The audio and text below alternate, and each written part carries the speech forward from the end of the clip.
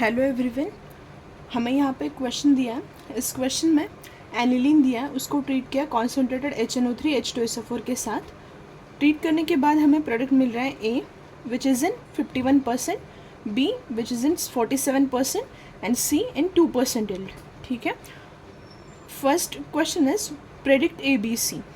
तो उन्होंने यहाँ पे पूछा है कि ABC क्या होंगे, how to get only para product, and third question is what is protection of aniline.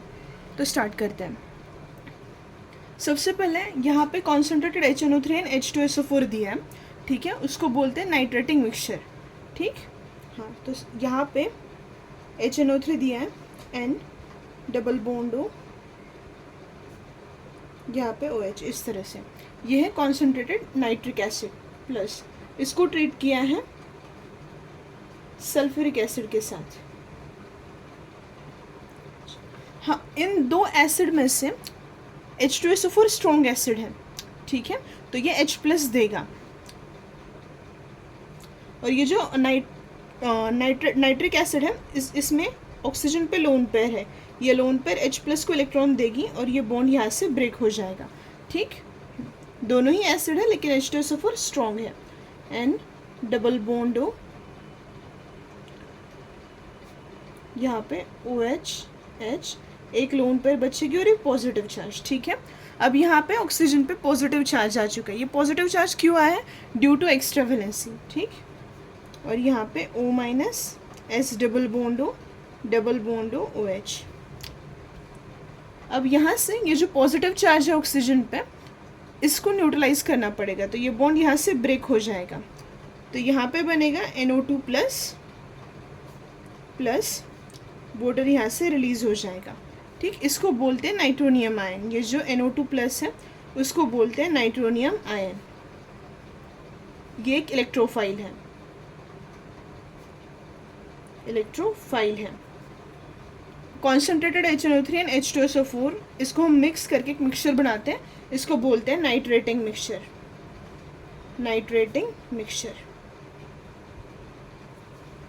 ठीक, हाँ, तो ये जो रिएक्शन हो रही है कॉन्सेंट्रेटेड HNO3 एंड H2SO4 के बीच में, इससे हमें यहाँ पे एक स्पीसीज मिलती है NO2+ आयन, उसको बोलते हैं नाइट्रोनियम आयन, जो कि एक इलेक्ट्रोफाइल है। अब उसको किसके साथ ट्रीट किया है? एनिलीन के साथ।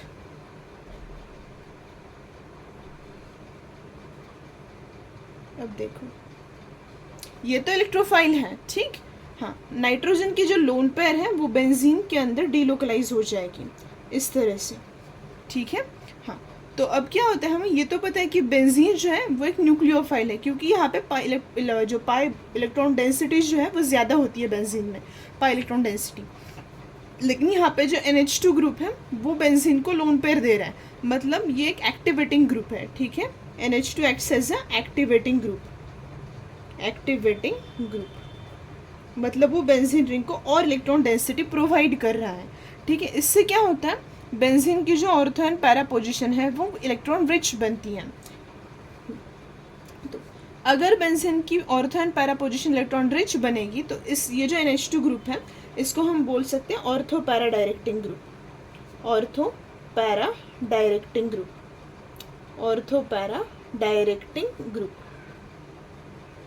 अब क्या होता है, हमें यहाँ पे इलेक्ट्रोफाइल तो मिल गया, ठीक, अब NH2 इलेक्ट्रॉन डेंसिटी कहाँ पे बढ़ा रहा है? ऑर्थो एंड पैरा पे, मतलब ऑर्थो पैरा पे चार्ज कौन सा आ रहा है? निगेटिव, मतलब ये जो NH2 एनिलीन है वो क्या है?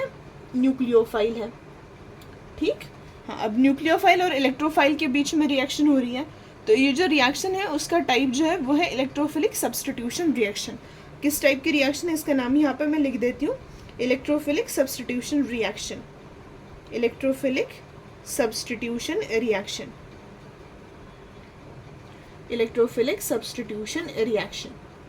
अब देखो, ये NO2+ जो है वो हमारा इलेक्ट्रोफाइल है, ये क्या करेगा, अब ये ऑर्थो एंड पैरा पोजीशन पे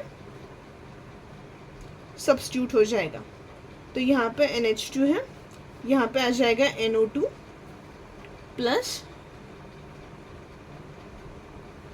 यहाँ पे NH2 है, ऑर्थो पे आ जाएगा NO2। ये बनेगा 51% में और ये बनेगा 2% में। ठीक है। ये 2% में क्यों बन रहा है? क्योंकि यहाँ पे स्टेरिक हिंड्रेंस भी हो रहा है, उसकी वजह से क्या हो रहा है, ये इल्ड कम दिखा रहा है। ठीक, अब ये तो क्लियर हुआ कि जो ए है वो है पैरा और जो सी है 2% में वो ऑर्थो प्रोडक्ट है। अब ये बी कौन सा प्रोडक्ट है? ठीक है, हम तो सिर्फ इतना ही एक्सपेक्ट करते हैं कि अगर एनिलीन में जो NH2 है वो एक्टिवेटिंग ग्रुप है तो ऑर्थो एंड पैरा ही मिलेंगे। तो ये बी जो प्रोडक्ट है वो कहाँ से आ रहा है, वो कैसे बन रहा है? ठीक है, तो ये भी देखते हैं। हमें ये अच्छे से पता है कि एनिलीन एक बेस है। ये जो एनिलीन है वो एक बेस है। हाँ, ये थोड़ा सा वीक बेस है लेकिन इसके पास लोन पेयर है। ठीक है, हमने यहाँ पे 2 एसिड्स ऐड किया है तो हमें ये पता है कि ये एसिड्स H+ देते हैं। तो ये जो लोन पेयर है H+ को इलेक्ट्रॉन देगी और यहाँ पे एसिड बेस रिएक्शन हो जाएगी। तो यहाँ पे ये इस तरह से बनेगा, एनिलीन से एनिलीनियम आयन बनेगा। एनिलीनियम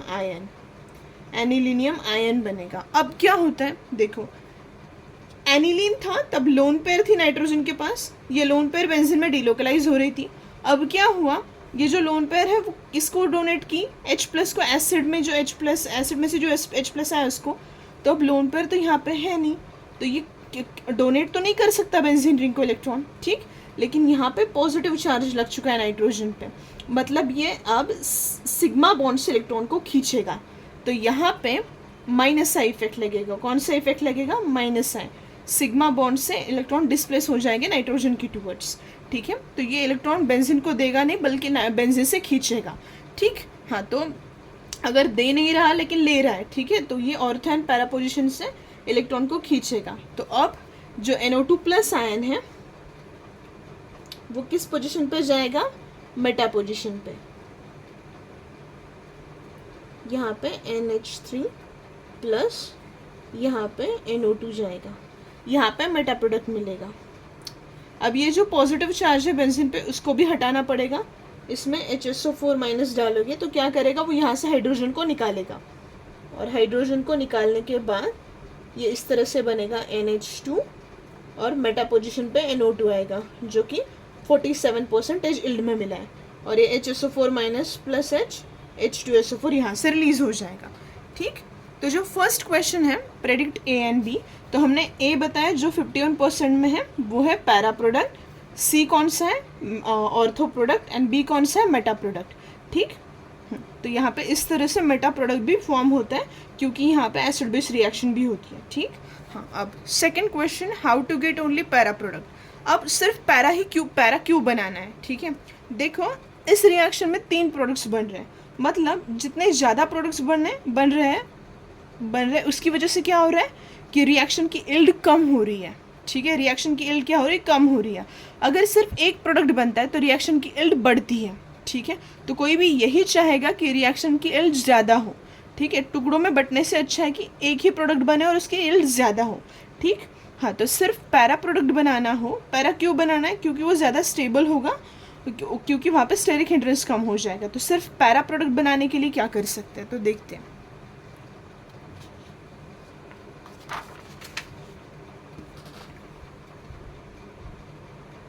ये जो सेकंड क्वेश्चन है हमारा पैरा प्रोडक्ट का, उसी में हम प्रोटेक्शन को भी कवर करेंगे। यहाँ पे लोन पेयर है नाइट्रोजन के पास।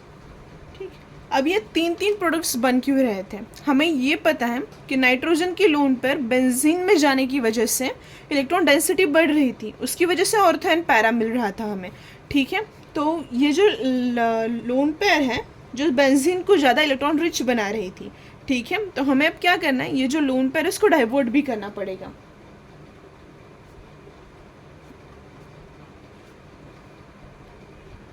इसमें हमने डाला एसिड अनहाइड्राइड। अब क्या होगा, ये जो लोन पेयर है बेंजीन रिंग की वो अटैक करेगी इस कार्बोनिल पे, यहाँ से बॉन्ड ब्रेक हो जाएगा।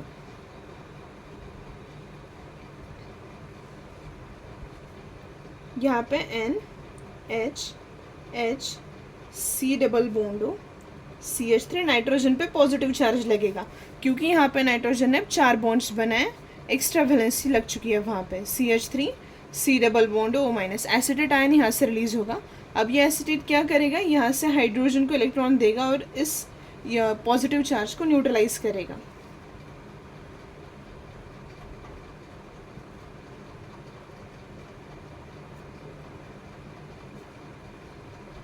देखो इसी को एसिटिलेशन भी बोलते हैं, ठीक है। यहाँ पे क्या हुआ, एसिटिल ग्रुप यहाँ पे नाइट्रोजन पे सब्स्टिट्यूट हो चुका है। अब क्या होता है, पहले एनिलीन था तब लोन पेयर सिर्फ बेंजीन के अंदर जा रही थी, अब लोन पेयर को कार्बोनिल भी खींचेगा और ये बेंजीन रिंग भी खींचेगी। मतलब अब इस लोन पेयर को दोनों जगह पे इलेक्ट्रॉन्स देने पड़ रहे हैं, ठीक है। सब पहले जो एनिलीन था उसमें इलेक्ट्रॉन की डेंसिटी कहाँ पे जा रही थी, बेंजीन में, तो वो ज़्यादा इलेक्ट्रॉन रिच बना रहा था बेंजीन को। अब क्या हो रहा है कि दोनों ही तरफ जाने की वजह से इसकी इलेक्ट्रॉन डेंसिटी बढ़ चुकी है दो ग्रुप्स में, ठीक। अब इसका अगर आप नाइट्रेशन करोगे, इसको ट्रीट करोगे NO2+ के साथ, तो ये बनाएगा para as a major product NH C double bond CH3। तो यहाँ पे ये NO2 जो ग्रुप है वो पैरा पोजीशन पे चला जाएगा, ठीक। अब ये जो प्रोटेक्ट किया हुआ ग्रुप है, हमें क्या बनाना था, सिर्फ पैरा, पैरा तो बन चुका है, लेकिन यहाँ पे एनिलीन NH2 ग्रुप नहीं है, तो इसको फिर से डी प्रोटेक्ट करना पड़ेगा, H+OH-। तो OH- कार्बोनिल पर अटैक करेगा, ये बॉन्ड यहाँ से ओपन हो जाएगा और ये हुआ डी प्रोटेक्शन। मतलब फिर से हमने इसको डी प्रोटेक्ट किया, यहाँ पे NH2 बनेगा और यहाँ पे NO2+ CH3 C double bond OH। इस तरह से हमें सिर्फ पैरा प्रोडक्ट ही मिलता है, पैरा, ओनली पैरा, ठीक। इसी को बोलते हैं प्रोटेक्शन। यहाँ तक जो हमने किया इसको बोलते हैं प्रोटेक्शन, प्रोटेक्शन। और यहाँ से जो किया इसको बोलते हैं डी प्रोटेक्शन। अब ये क्यों करना पड़ा, protection and D protection? Protect इसलिए किया क्योंकि अगर हम प्रोटेक्ट नहीं करते हैं तो जो लोन पेयर है वो ज़्यादातर अमाउंट बेंजीन में जा रही है, जिसकी वजह से ज़्यादा इलेक्ट्रॉन डेंसिटी बेंजीन पे आ रही है और ज़्यादा नंबर ऑफ प्रोडक्ट्स बन रहे हैं। तो ये अवॉइड करने के लिए हमने क्या किया, जो लोन पेयर है उसको डाइवर्ट कर दिया दो ग्रुप्स में, एक तो वो बेंजीन में भी जाएगी और कार्बोनिल ग्रुप की तरफ भी जाएगी। इसको बोलते हैं प्रोटेक्शन, इसको बोलते हैं डी प्रोटेक्शन, ठीक। Thank you.